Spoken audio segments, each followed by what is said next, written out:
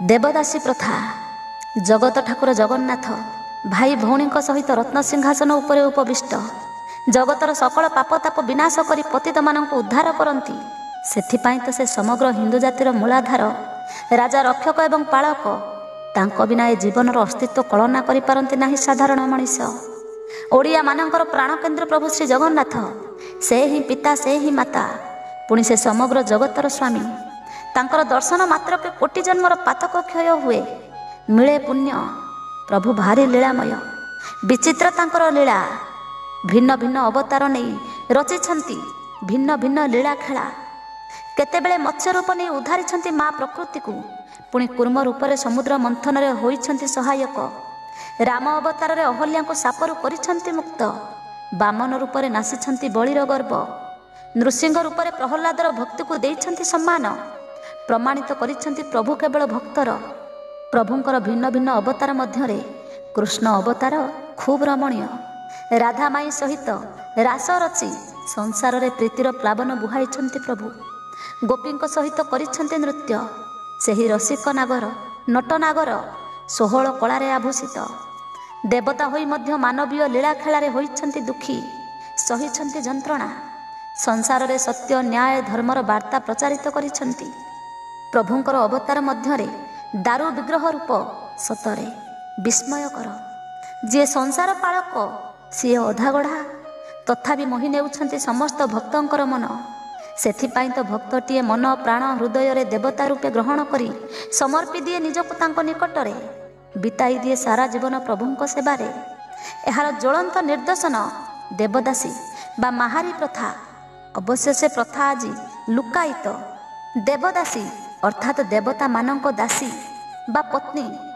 आमर धर्म परंपरा अनुसार नारी माने निजको स्वामींकर दासी रूपे मानि नहीं थांती। स्वामींकर सेवारे निजर सारा जीवन अजाड़ी दियंती। प्रभु स्वयं श्री जगन्नाथ को स्वामी बा पति रूप में मन करी अविवाहित कुंवारी प्रभु को विवाह करी सारा जीवन प्रभु को सेवारे नियोजित करथिले। एमानंकु देवदासी कहा जाए। एही प्रथा पुराण जुगरु रही आसी अछि। रंभा मेनका परी अनेक देवदासी प्रभुंकर मनोरंजन करुथिबा कथा जणा जाए। सेही विश्वास रे एही प्रथार उत्पत्ति। एही देवदासी माने मंदिर रे शेष जीवन जाए बिताई देउथिले। मंदिर सफा सुतर करिबा, मंदिरर देखाशुणा करिबा, दर्शनार्थी को साहाय्य करिबा, प्रभुंक सम्मुख रे नृत्य गीत परिवेषण करी प्रभुंकर मनोरंजन करिबा, स्थानीय शिशु को नृत्य गीत शिखाइबा, सेमानंकु धर्म पुराणर ज्ञान बांटिबा इत्यादि एमानंकर काम थिला। अनेकंक मतरे प्रभुंकर भक्ति रे लीन होई मीरा जेपरी राजसुख त्याग करी भजन जणान प्रभुंकर पूजार्चना रे सारा जीवन अतिबाहित करिथिले। सेहीपरि प्रभुंक भक्ति रे मज्जी कुंवारी झियो माने घर द्वार सुख दुख सब परित्याग करी निजको प्रभुंक पाद तले समर्पी देउथिले तांकर दासी रूपरे। मात्र अनेक व्यक्ति एहाको खंडन करिछंती। धार्मिक विश्वास को पूर्णता देबा पई देवता को प्रसन्न करने उद्देश्य रे रूपवती कुंवारी मानंकु बलपूर्वक देवदासी सजाई दिया जाउथिला। थरे प्रभुंकर देवदासी रूपे मान्यता पाइबा परे एही कुंवारी माने अन्य युवकों को विवाह करि पारु नथिले। घर द्वार भूली एठारे रहिबाकु पड़ुथिला। पुनश्च शुणिबाकु मिले गरीब अवहेलित निष्पेषित जातिर झीओटीए जन्म नेले बापा माँ सेमानंक विवाह करि न पारि प्रभुंको समर्पी देउथिले। प्रभु ही तांकर स्वामी। प्रभुंक पई जीवन बिताई देउथिले सेमाने। धार्मिक परिकल्पनारु सृष्टि एही देवदासी प्रथा बोली सहजरे अनुमेय। कालिदासंकर मेघदूत काव्य रे मध्य देवदासींक कथा उल्लेख अछि। प्राचीन वेदशास्त्र अनुसार एही देवदासी मानंकु 7 श्रेणी रे भाग करा जाइछि। जेउ माने स्वयं प्रभु को निजर स्वामी रूपे वरण करी सारा जीवन सेवारे निजको समर्पी देउथिले सेमानंकु दत्ता कुहा जाउथिला।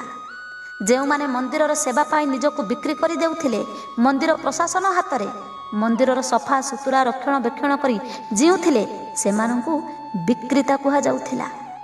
परिवारर प्रतिपोषण पाई अनेक कुंवारी मंदिर रे नृत्य करुथिले सेमानंकु नृत्य रूपे अभिहित करा जाउथिला। अनेक समय अन्य राज्यर कुंवारी मानंकु हरण करी देवतांको सेवा पाई दान करी दिया जाउथिला सेमानंकु हृता कुहा जाउथिला। राजा एवं वित्तशाली व्यक्ति माने जेउ कुंवारी को प्रभुंको देवदासी हेबा पाई योग्य बोली भाबुथिले ସେମାନଙ୍କୁ ଆଣି ମନ୍ଦିରରେ ଦାନ କରୁଥିଲେ। ସେମାନଙ୍କୁ ଅଳଙ୍କାର କୁହାଯାଏ। ଏମାନେ କୌଣସି ଦଣ୍ଡପ୍ରାପ୍ତି ଦେବଦାସୀ। ନିଜର ପାପ ମୋଚନ ପାଇଁ ଏମାନେ ମନ୍ଦିରରେ ନିଜକୁ ଦେବତାଙ୍କ ସେବାରେ ସମର୍ପି ଦିଅନ୍ତି। ରାଜା ଶ୍ରୀ ଚୋଡ଼ଗଙ୍ଗଦେବ ପୁରୀ ଜଗନ୍ନାଥ ମନ୍ଦିର ସ୍ଥାପନ କରିବା ପରେ 36 ପ୍ରକାର ସେବା ପାଇଁ ସେବକ ବ୍ୟବସ୍ଥା କରିଥିଲେ। ସେମାନଙ୍କ ମଧ୍ୟରେ ଦେବଦାସୀ ଅନ୍ୟତମ। ସେମାନଙ୍କ ପାଇଁ ରାଜା କୌଡ଼ଙ୍ଗ ସାହିଠାରେ ସେମାନଙ୍କ ରହିବା ବ୍ୟବସ୍ଥା କରି ଜମି ପ୍ରଦାନ କରିଥିଲେ।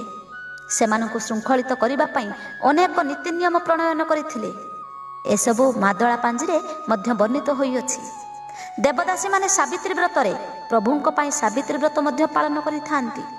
ଶ୍ରୀ ଜଗନ୍ନାଥ ମନ୍ଦିରରେ ଦେବଦାସୀମାନଙ୍କୁ ଖୁବ୍ ସମ୍ମାନ ଦିଆଯାଏ। ସେମାନଙ୍କୁ ଲକ୍ଷ୍ମୀ ମାଙ୍କ ପରି ସ୍ଥାନ ଦିଆଯାଏ।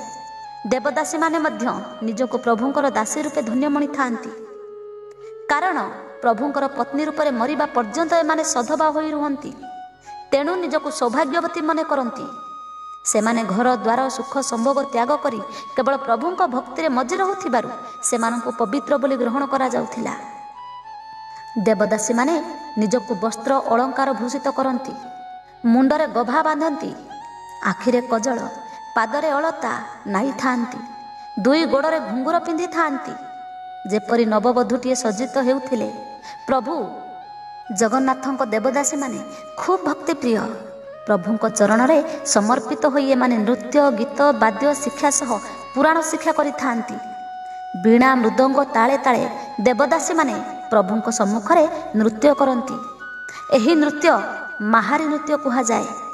ସେମାନେ ଜୟଦେବଙ୍କ ରଚିତ ଗୀତ ଗୋବିନ୍ଦ ଛନ୍ଦରେ ପ୍ରଭୁଙ୍କୁ ଖୁସି କରିବା ପାଇଁ ନୃତ୍ୟ କରୁଥିଲେ। ଏଣୁ ଦେବଦାସୀଙ୍କୁ ମଧ୍ୟ ମାହାରୀ ଆଖ୍ୟା ଦିଆଯାଇଥିଲା। ଏହି ଦେବଦାସୀମାନଙ୍କ ମଧ୍ୟରୁ କେତେକ ଦେବଦାସୀ ଗର୍ଭଗୃହ ମଧ୍ୟରେ ବଡ଼ ସିଙ୍ଗାର ଧୂପ ପର୍ବ ପ୍ରଭୁଙ୍କର ସଙ୍ଗୀତ ଗାନ ସହ ନୃତ୍ୟ ପରିବେଷଣ କରୁଥିଲେ। ଏମାନଙ୍କୁ ଭିତର ଗାୟଣୀ କୁହାଯାଉଥିଲା। ଅନ୍ୟ କେତେଜଣ ମନ୍ଦିର ସମ୍ମୁଖରେ ଗୀତ ନୃତ୍ୟ ପରିବେଷଣ କରୁଥିଲେ। ସେମାନଙ୍କୁ ବାହାର ଗାୟଣୀ କୁହାଯାଉଥିଲା। ଭିତର ଗାୟଣୀଙ୍କୁ ଶ୍ରେଷ୍ଠ ଦେବଦାସୀ ରୂପେ ଗ୍ରହଣ କରାଯାଉଥିଲା। ଦେବଦାସୀମାନେ ପ୍ରତିଦିନ ପ୍ରଭୁଙ୍କ ସମ୍ମୁଖରେ ନୃତ୍ୟ ପରିବେଷଣ କରୁଥିଲେ। ସକାଳ ଧୂପ ଏବଂ ମଧ୍ୟାହ୍ନ ଭୋଗ ସମୟରେ ଏହି ନୃତ୍ୟ ପରିବେଷଣ କରୁଥିଲେ। ଏହି ସମୟରେ ରାଜା ପୁରୋହିତମାନେ ମଧ୍ୟ ପ୍ରଭୁଙ୍କ ସହିତ ନୃତ୍ୟ ଉପଭୋଗ କରୁଥିଲେ। ଭକ୍ତି ପ୍ରୀତି ସମର୍ପଣର ଏହି ନୃତ୍ୟ ଥିଲା ନିଆରା। ଏହା ବ୍ୟତୀତ ଚନ୍ଦନ ଯାତ୍ରା, ଚମ୍ପକ ଦ୍ୱାଦଶୀ, ହେରା ପଞ୍ଚମୀ, ରଥଯାତ୍ରା, ବାହୁଡ଼ା ଯାତ୍ରା, ଦୁଆର ପକା, ନବକଳେବର, ନନ୍ଦ ଉତ୍ସବ ଇତ୍ୟାଦି ସମୟରେ ଏହି ଦେବଦାସୀମାନେ ନୃତ୍ୟ ପରିବେଷଣ କରୁଥିଲେ। ମନ୍ଦିର ପ୍ରଶାସନ ତଥ୍ୟ ଅନୁଯାୟୀ ଓଡ଼ିଶାରେ ଶ୍ରୀ ଜଗନ୍ନାଥ ମନ୍ଦିରରେ ପ୍ରଥମେ 25 ଜଣ ଦେବଦାସୀ ଥିଲେ। 1956 ମସିହା ବେଳକୁ 9 ଜଣ ଦେବଦାସୀ ଥିଲେ ଏବଂ 11 ଜଣ ବାଦ୍ୟକାର। 1980 ମସିହା ବେଳକୁ ଦେବଦାସୀଙ୍କ ସଂଖ୍ୟା ଥିଲା 4। ସେମାନେ ହେଲେ ହରପ୍ରିୟା, କୋକିଳପ୍ରଭା, ପରଶମଣି ଏବଂ ଶଶୀମଣି।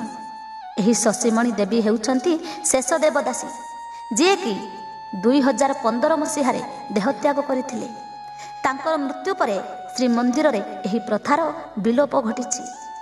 ଦେବଦାସୀମାନଙ୍କ ଏହି ମାହାରୀ ନୃତ୍ୟରୁ ଆମର ଶାସ୍ତ୍ରୀୟ ନୃତ୍ୟ, ଓଡ଼ିଶୀ ଏବଂ ପୁରୀର ଲୋକନୃତ୍ୟ ଗୋଟିପୁଅ ନୃତ୍ୟର ସୃଷ୍ଟି ହୋଇଅଛି।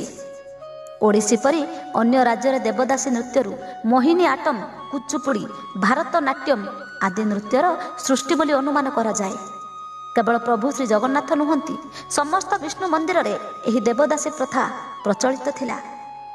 ପ୍ରଭୁଙ୍କ ସମ୍ମୁଖରେ ପବିତ୍ର ହୃଦୟରେ ଦେବଦାସୀମାନେ ନୃତ୍ୟ ପରିବେଷଣ କରୁଥିଲେ ମଧ୍ୟ ଅନେକ ସମୟରେ ଏମାନେ ନିର୍ଯାତିତ ହେଉଥିଲେ। ମନ୍ଦିର ପ୍ରଶାସନ ଦ୍ୱାରା କାଳକ୍ରମେ ଏହି ପ୍ରଥାରେ ଶୋଷଣ କଷଣ ବୃଦ୍ଧି ପାଇଥିଲା। ମୋଗଲମାନେ ହିନ୍ଦୁ ମନ୍ଦିର ଆକ୍ରମଣ ବେଳେ ଏହି ଦେବଦାସୀଙ୍କ ପ୍ରତି ଅତ୍ୟାଚାର, ବଳାତ୍କାର ପରି ଜଘନ୍ୟ କାଣ୍ଡ କରୁଥିଲେ। ଆମର ସମ୍ବିଧାନ ଏପରି ଭକ୍ତି ଧର୍ମ ବିଶ୍ୱାସର ପ୍ରଥାକୁ ଗ୍ରହଣ କରିପାରିନଥିଲା। କ୍ରମେ ଏହି ପ୍ରଥାର ବିଲୋପ ଘଟିଥିଲା। ସମାଜଠାରୁ ଉର୍ଦ୍ଧ୍ୱରେ ପ୍ରଭୁ ଶ୍ରୀ ଜଗନ୍ନାଥଙ୍କୁ ନିଜକୁ ସମର୍ପି ଭକ୍ତ ହେଉଥିଲା ଉଲ୍ଲସିତ।